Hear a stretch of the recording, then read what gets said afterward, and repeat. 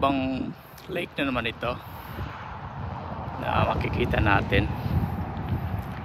Iba din yung forma niya at iba din yung ganda niya. Dito rin to sa Millbrook Raleigh. Malapit lang din sa bahay, so naka-chance tayo. Malaki-laki din ito na lake. Sana maikot natin. Tingnan natin kung maikot natin. Ito yung kabuuan yung tubig dito. And saka maganda tingnan kasi nag-fall na siya, so iba na yung kulay niya. Ayan. Ang ganda tingnan. Sa highway lang din ito. Tingnan natin. Ayan o. Tsaka yung highway, ayan na. Highway na yan siya dyan. Ayan. Itong lake na ito, iba na naman ito. Yung isa na nakuha natin doon yung sa Lake Lane, ito sa Millbrook. Ito yung flood control nila dito. So pag sobrang tubig, iikot yan dito or bubugayan siya dito. Ayan. Tsaka itong lake na ito, malapit lang sa highway. Diyan lang yan, oh. Highway na yan.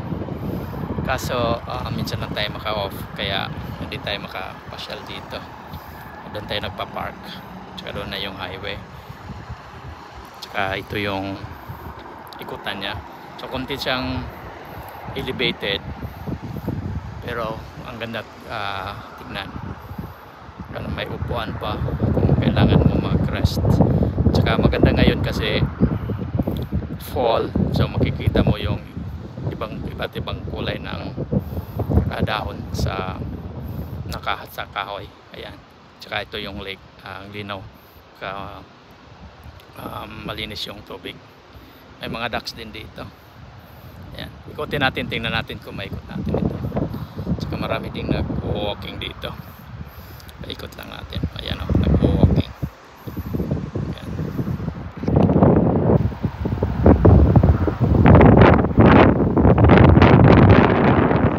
Ikutin natin ito.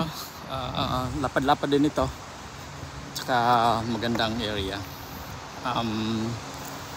Matagal na ito na park, pero pangalawa ko lang na kapunta dito. Ayan o, may mga dog play, dog area para laruan mo yung mga aso mo. So pet friendly ito. Tsaka ito yung area dito. Yan. Ganito kalapad siya. So ikutin natin. Marami ding mga gansa dito. Yung mga guests, Canadian guests. So ang ganda ngayon kasi fall na or autumn. So iba-iba na yung malakas ang hangin. Sunny or maaraw pero ang lamig ng hangin. So 59 tayo ngayon or mga 20 degrees centigrade, 59 in Fahrenheit. So malapit lang ito sa highway, ano, kita mo may mga sasakyan dumadaan. Tsaka diyan tayo nag-park. So ang ganda. Maliit lang yung parking pero okay na, kikita na natin.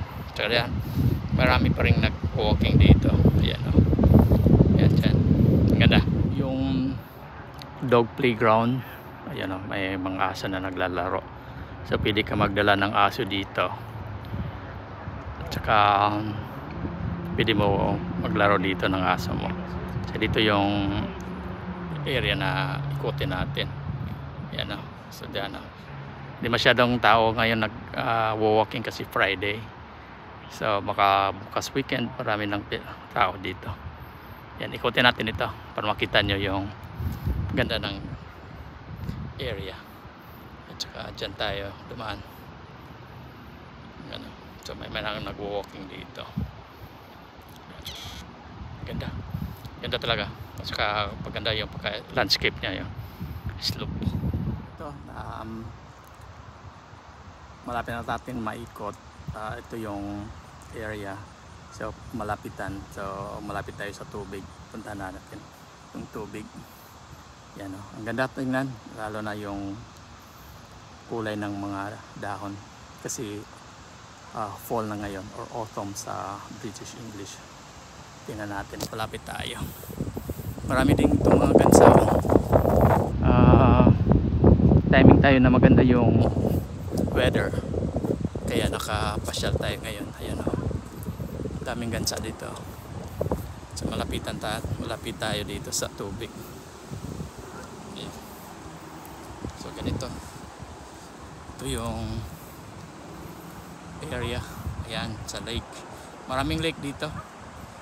Ang iba mga man-made lake na, kaya hindi masyado malaki. May mga natural lake din, ang laki din. Ayan. Pero malinis yung tubig dito, at saka ganda ng kulay. Ayan. May nagpi-fishing din dito, pero minsan yung mga fishing dito catch and release lang, kasi hindi masyado pinakain yung mga isda. So for leisure price fishing lang siya.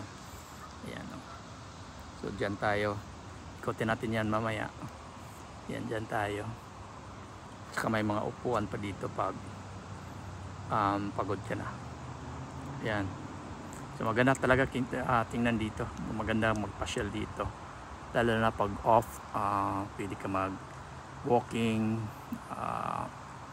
running. Bawal yata ang biking dito. Binabawal nilang biking, at saka walang drone shots dito. Bawal din ang drone, kaya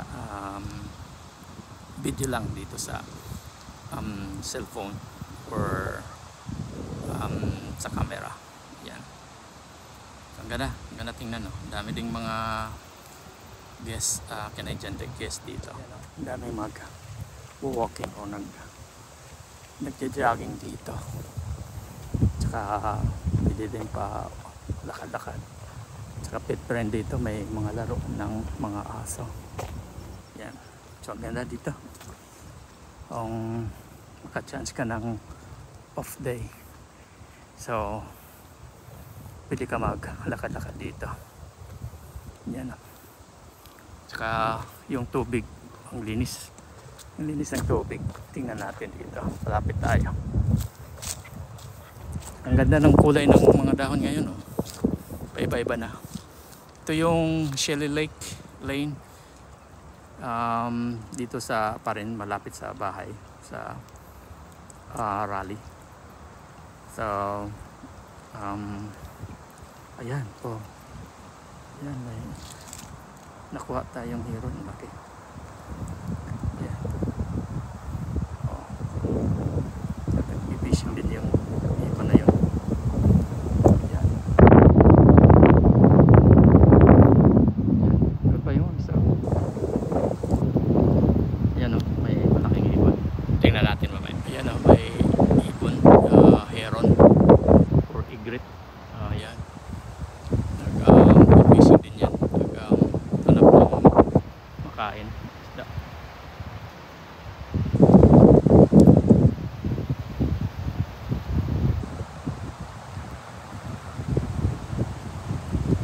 Lakas na ng hangin. Yan, kikita natin. Fishing din yung ibon na yan.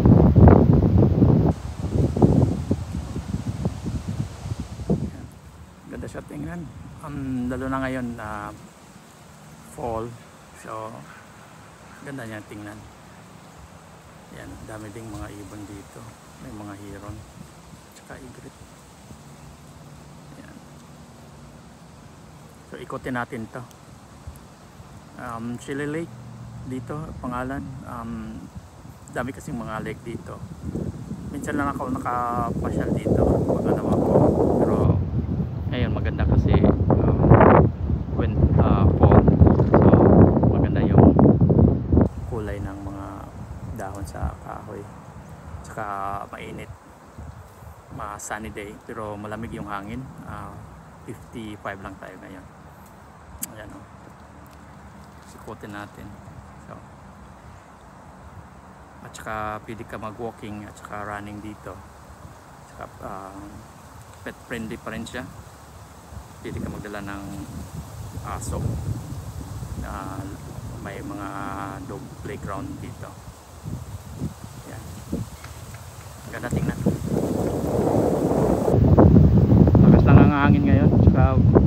malamig ang hangin.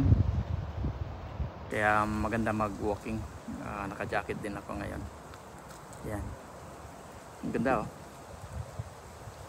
Kanina naka-timing tayo na may egret or heron na ibon. Nagpi-fishing din yun siya. Yan. Nandun sa kabila. Yan. Tsaka may mga upuan dito. Pwede ka mag-upo.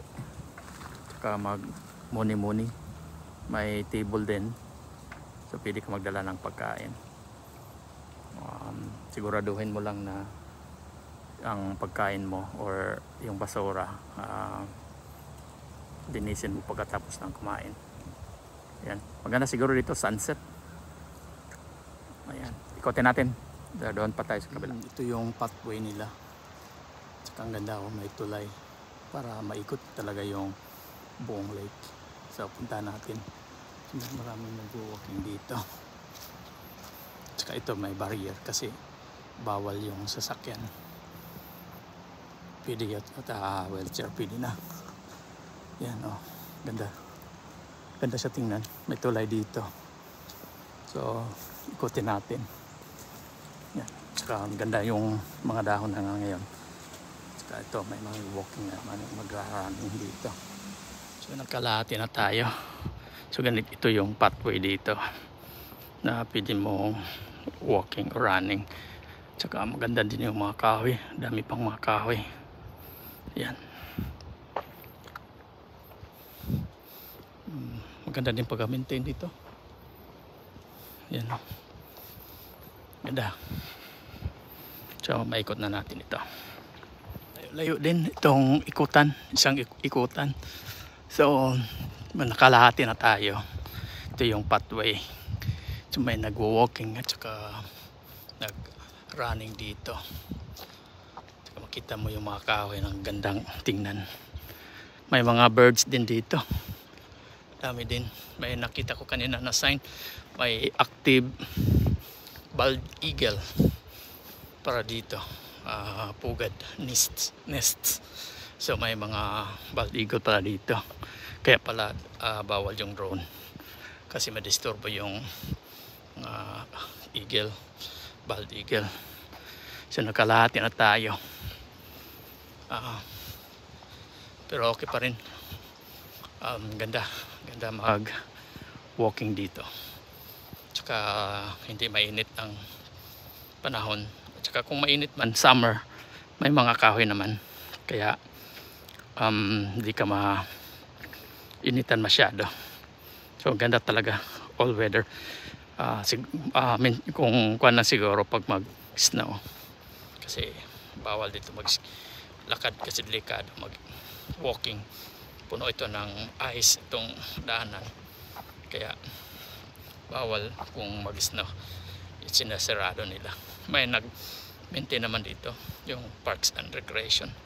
Sila yung in charge na mag-maintain dito. May mga creek din dito. Ganda yung paggagawa ng tulay. Yan. Tsaka may mga signboard. So left turn tayo dito. Yan, nakalahati na tayo.